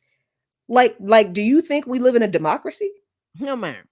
Like I don't understand how, like, right now under the Biden administration, people are losing their jobs, are being arrested, are being blacklisted for being in solidarity with Palestine.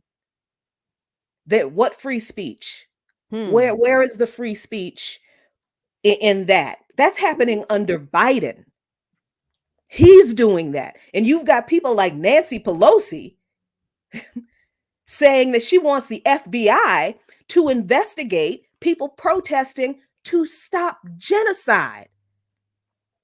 You had Joe Biden saying that he did not believe the Palestinian Health Authority on the number of Palestinians who had been murdered by Israel. He literally said, I don't know if their numbers are accurate.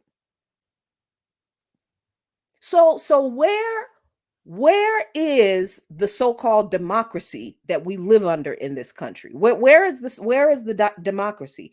If you can't express your displeasure with U.S. policy without the threat of being arrested or losing your job or being blacklisted in college, so you can't get a job when you get out of college, what is that if that's not fascism? Mm-hmm. That's what that is. So I think I'm confused about people still believing that we don't live in a fascist country, that we somehow do live in a free country. We've got the Uhuru movement about to go on trial for being influenced by Russia to what was it, interfere with elections in Minnesota or where I think where I forget where their headquarters are. Well, I mean, all because Chairman Yeshiteli went to a conference that he was invited to in Russia. All just that's, thank you, Ricky, Florida. So that's freedom. You go to another country to attend a conference, and then all of a sudden you get sued by the government for being under Russian influence. That's McCarthyism. That is the Red Scare 2024. We're still living that. That was fascism then. It's fascism now. I don't understand why people think that we live in a democracy. Because as Africans, we should know damn well we don't have any rights in this country under either political party. I'm confused. Well, and be clear. I mean, in over 2 dozen states in this country, if you are a pregnant person, don't be pregnant in Indiana, Georgia, Mississippi, Alabama, Florida, Kentucky, Tennessee, Texas, and have a difficult pregnancy, because you're gonna find out real quick that you don't live in a democracy. You don't even have a right to health care. Your doctors might be criminally prosecuted for tending to your life. You almost have to be damn near dead, septic, all kinds of shit, just so they will end your pregnancy. If it comes to that, right? Like, make no mistake, no democracy where? There is none. And people can argue, well, that wasn't Joe Biden's doing. It happened under a Republican-led or conservative-led Supreme Court. That is true. But guess what? When Joe Biden was vice president and Barack Obama had the majority in Congress, had the White House, and could have codified abortion access into federal law, they didn't do that. So they had an opportunity, I guess, to ensure some sort of guaranteed access to health care for pregnant folks when they had the power, and they didn't do that. And now that power has been degraded and made even worse, been reduced even further. This happened under Democratic rule. And just to prove my point, this is from, what's the date on this? Oh, I just saw it and now I can't. Oh, here it is, February 6th of just last year, 2023. Hundreds of migrant children remain separated from families despite push to reunite them. It's been 2 years since the Biden administration took on the task of reunifying children with their families after they were separated at the southern border under the Trump administration's zero tolerance policy. While the Biden administration has succeeded in uniting some 600 children with their parents, about 1,000 remain separated. 1,000. So, look,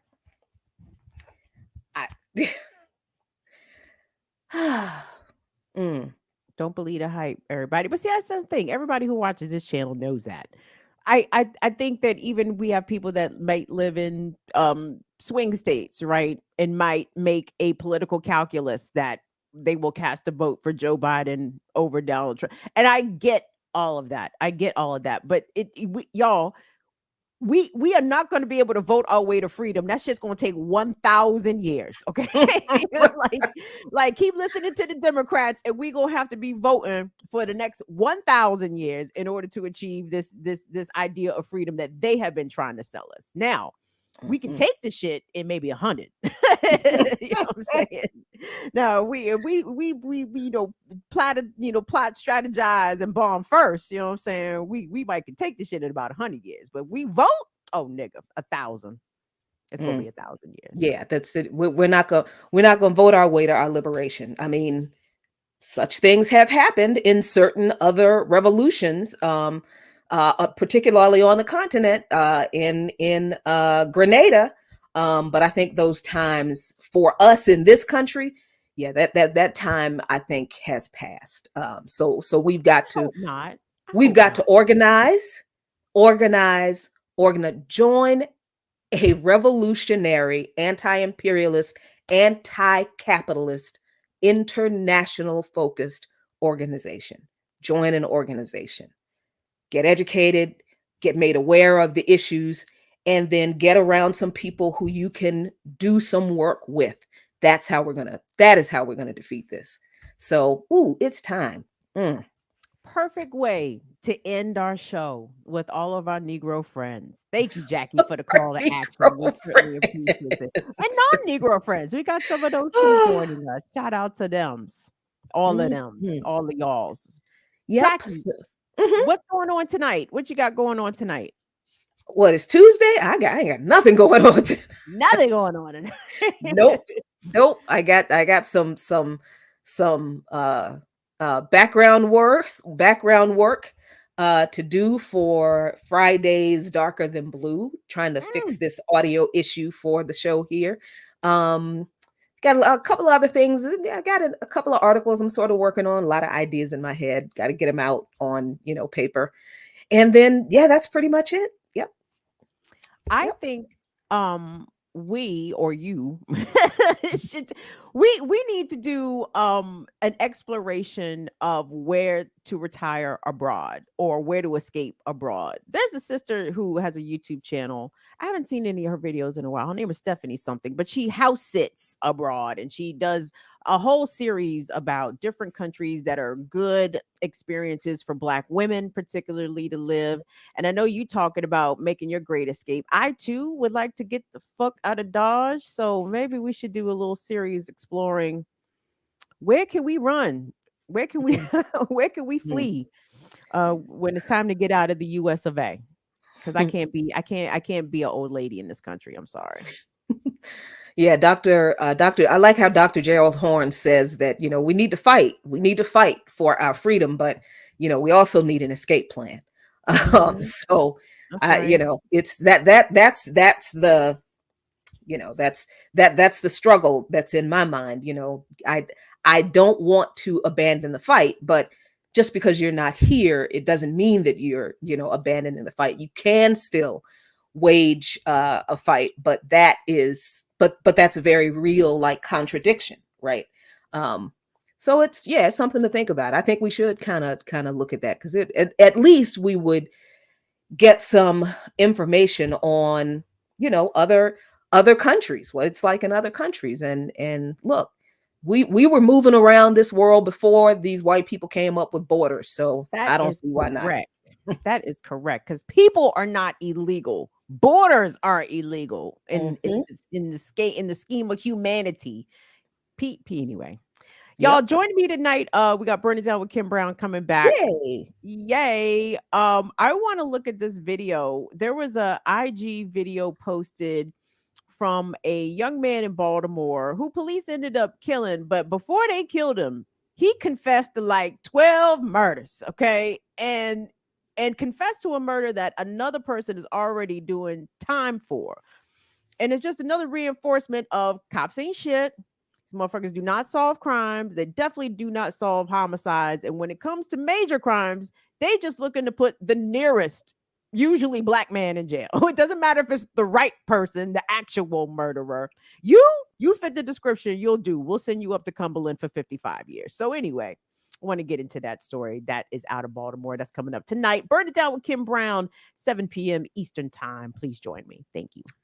Indeed. All right, y'all. We are done for today. Thank you so much for hanging out with us here on Black Power Media. We will see you tomorrow on the Remix Morning Show. Peace. Deuces, y'all. Have a good one. Jackie pushed the